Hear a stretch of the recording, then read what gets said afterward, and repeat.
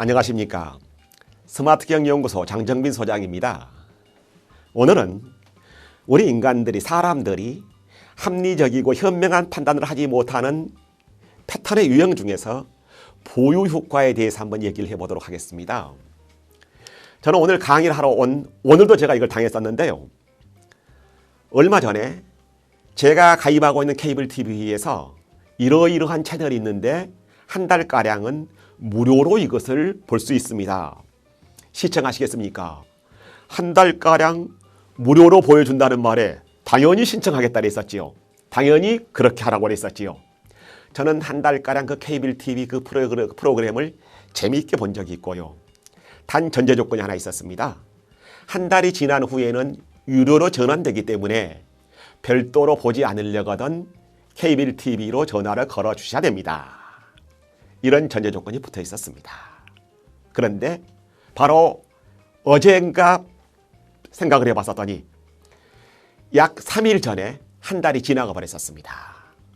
그리고 저는 이미 그 케이블 TV의 독특한 프로그램에 빠져든 뒤였었습니다. 저는 그냥 유료로 보기로 작정했었습니다. 제가 그 케이블 TV의 그 프로그램을 이렇게 유용하고도 재밌는 프로그램이 있다 하고 제가 선택해서 광고에 넘어가서 선택할 일은 없었거든요. 한 달가량 나보고 무료로 사용해 보라고 그러더니 만약에 한 달이 지난 후에 필요가 없게 되게 되면은 저보고 별도로 전화를 걸어달라 그러더니 첫 번째로는 제가 한 달이 지난 후에 깜빡 잊어버리고 전화를 안 할 가능성을 거기서는 바로 염두에 뒀었고요. 두 번째로는 제가 한 달가량 그 TV 프로그램을 보고 나서는 거기에 빠져들어서 야, 이거 좋은 프로그램이고 좋은 채널이다 해서 제가 그걸 선호할 것을 거기서 제대로 알아버렸기 때문에 그렇습니다.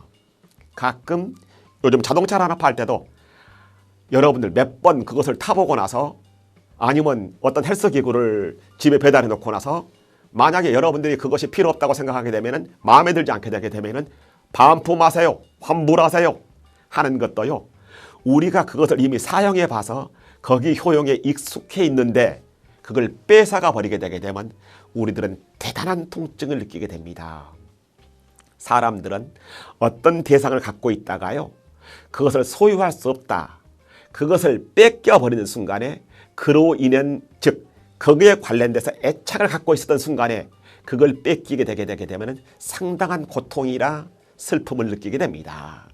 우리가 이것을 보유 효과라고 그럽니다. 우리 속담에도 든 사람은 몰라도 난 사람은 안다는 컨셉이 있거든요.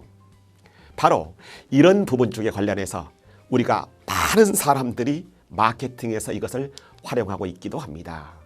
이 보유 효과도 넓은 범위에서 보게 되면 우리 인간들은 손해보기를 대단히 싫어한다 하는 손실 회피성에서 연유하게 되는 것입니다. 여러분도 이런 경험은 많이 겪게 되는 것이지요. 저도 어느 유명한 회사의 사이버 과정에서요. 어이구 연회비가 120만 원이나 되더라고요. 당시에요. 아는 지인께서 저 장 교수님 한 달가량만 무료로 사용하시겠어요? 정말로 독특한 자료라든지 컨셉이라든지 트렌드가 유익한 자료가 많이 들어있는 사이트였었습니다. 제가 한 달 뒤에 무료로 그 기간이 만료됐었을 때 어떻게 했을 것 같습니까? 저는 이미 그 사이트가 얼마나 유용한지 훌륭한 자료가 많이 있는지를 깨달아 버린 사람입니다. 120만 원, 부가세 12만 원까지 132만 원을 주고 흔쾌히 그 사이트에 가입했었습니다. 이게 바로 체험 마케팅이기도 하고요. 처음에 갖고 있다가 뺏기게 되게 되면 대단히 손해다 하는 관점을 기업체에서 잘 활용한 사례입니다. 여러분, 이런 것들 한번 생각해 볼 수 있겠습니까?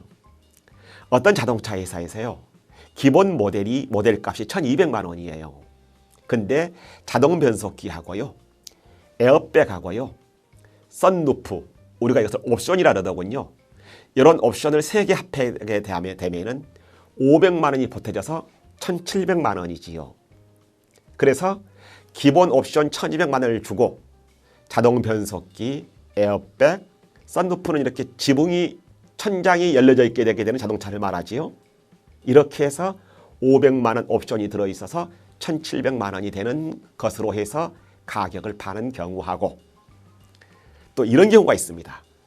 한꺼번에 풀옵션 1,700만 원을 딱 주고 자동 변속기나 에어백이나 썬루프 중에서 필요 없는 것은 빼세요. 이렇게 가격을 제시하는 자동차 세일즈맨이 있다고 칩시다. 문제 나갑니다. 어떻게 가격을 제시한 것이 더 매출액이 높았을까요? 답이 대충 짐작이 가시죠?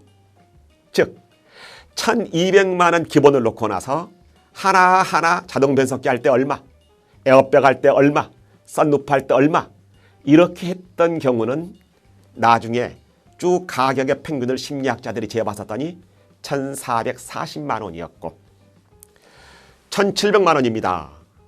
필요 없는 거 있으세요? 그것도 다 필요 없으면 1,200만 원이 되겠죠, 기본이요.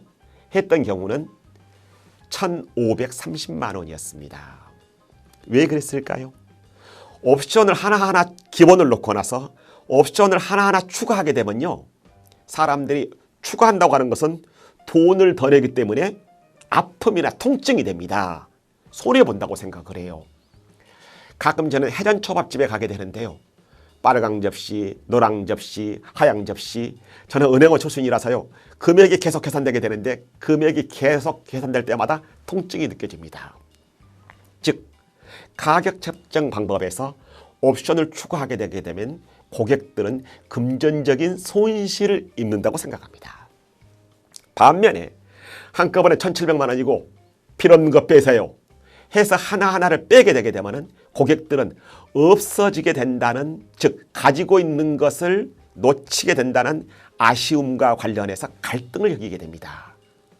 바로 이 보유 효과를 훌륭하게 이용하고 있는 셈이 됩니다.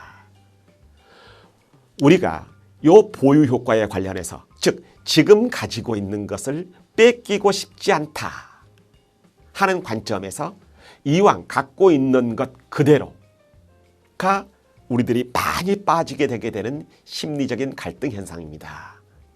기존의 방식에 대해서 어떤 변화를 줄 것인가에 대해서 끊임없이 의문을 던지고요, 가끔 풀옵션에 우리가 속지 말아야 됩니다. 오늘은 우리가 의사결정을 하게 됐었을 때 한 번 가지고 있던 것들은 뺏기고 싶지 않고 애착을 가지게 된다는 현상. 집을 왜 요즘 부동산 거래가 안 되죠? 집을 갖고 있는 사람은 자기가 살아서 자기 집이어서 애착이 생겨서요, 비싸게 팔고 싶어 합니다.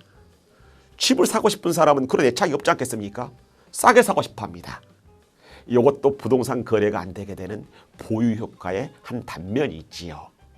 오늘은 사람들은 한 번 갖고 있었던 것들을 뺏기면은 심리적인 고통을 느끼게 된다. 여기서 잘못된 판단이나 현명하지 못한 의사결정을 하게 될 수도 있다 라는 보유 효과에 대해서 여러분과 함께 생각해 보았습니다.